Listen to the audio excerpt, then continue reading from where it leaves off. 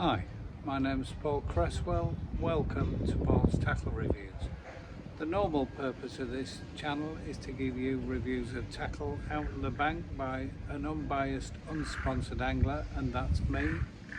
But at the minute we're in a series of videos I'm doing about pace fishing, and this is number 5. And today it's all about keeping reasonably clean. Apologies for the delay in this video, but every time I've had some free time to do the video, it's been raining, and it's just been one of those periods, and that's the way it is. So I'm talking about keeping reasonably clean, and it's always going to be a messy job because you've got very wet ground bait and it gets everywhere. So if you like to stay pristine and all your gear pristine, this probably isn't the method for you. But what I'm going to show you is how I do it, and I'm not saying copy me, but find your own way so that I don't end up with everything caked in ground bait and I have to clean everything down and wash my waterproofs, etc. So this is the way I do it. The first thing I'll say about keeping clean is when you mix it, use a spoon, and I've done this on the other video about how to mix it. I always have a spoon within my tub because it just helps, it just keeps it off your hands. Yeah, you can put your hands in, but you're then going to have to clean them, you're going to end up with a dirty towel. I just think using a spoon is just makes life easier. So the other thing is to be organized, and I'll put a photo up here, but I sometimes have 2 trays, but this is my main tray. This is the Ventilite hooded tray, and what I will say is when you're pace fishing and it's raining, you need some protection, and this works really well. You can put your pace right to the back there, because if you get rain in there, you'll just end up with green or red water or whatever colour you're using. There's a separate review on my channel of the Ventilite hooded tray. I've had this over 2 years. It's been a fantastic purchase, and it's over the small one. I quite often have another tray there. So being organised, the first thing is whatever my feed bait I'm putting at the back, I'll put an aerial photo of this. I then have a big tub of water, and when I say a big tub, if you have a little Drennan shallow one full of water, eventually there'll be nothing in there. So start with a big tub of water and then have the paste at the front, so the sequence is always working back to front. Now you will need a towel, and I've got 2 of these Drennan towels, and this is in their new colour system. I've also even got one of the Team England ones that must be 15 years old, so these things don't wear out. Bung them in the washing machine, as good as new, and therefore I can fasten it round my waist. Now I wouldn't normally do this if I was fishing the long pole, because I'm going to be shipping over my legs, but for pace fishing you need a good area there that will help you stay tidy.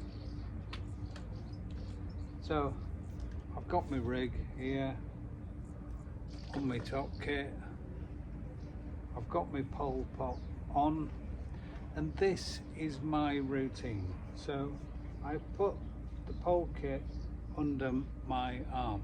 Now you can have it attached to the rest of your pole, and sometimes if I've shipped in and not broken down, I'll do that, but you need to keep this fairly well wedged under your arm, because the first thing, if you're feeding, and remember what I said about not overfeeding, I put the feed in first, because then when you put the paste in and tip it, the feed helps the paste come out.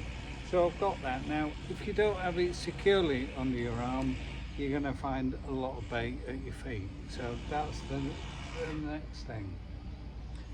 So then I've got it wedged under my arm, I've got my hook in my right hand, and I've shown this on a previous video. I'll probably put my hand in there, get a piece of paste, put it on, put it into my pole cup. Now my right hand's picked up a little bit, I tend to just wipe it on there, and then put my left hand back in, wipe it, and then we're shipping out. So I've got a little bit already on my towel, but it's on my towel. I've kept my right hand clear by doing that before I go, and every now and again you'll get a little bit more, and I'll probably dip my right hand over and just clean it there. But this is the place you want all your crap to collect.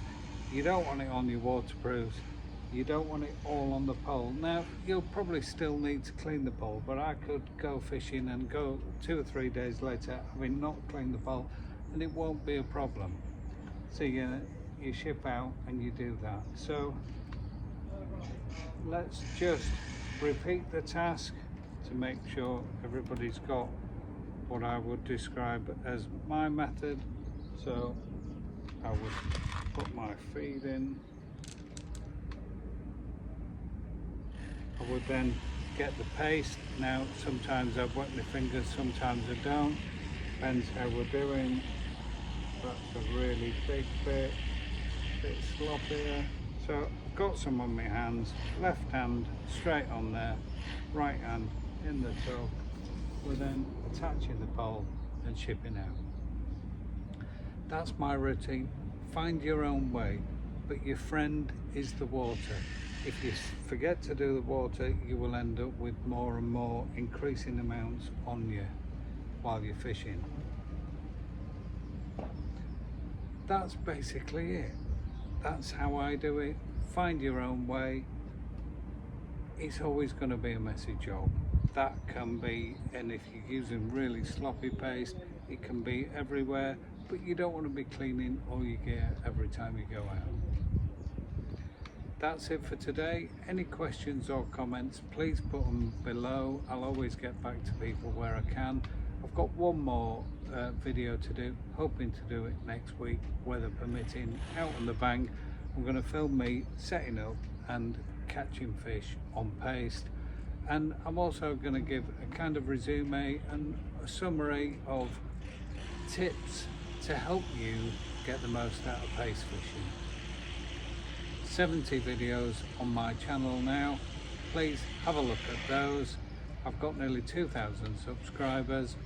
There's more to come. I've just bought some more gear, so I'm going to be able to do some more videos soon. Until next time, tie lines.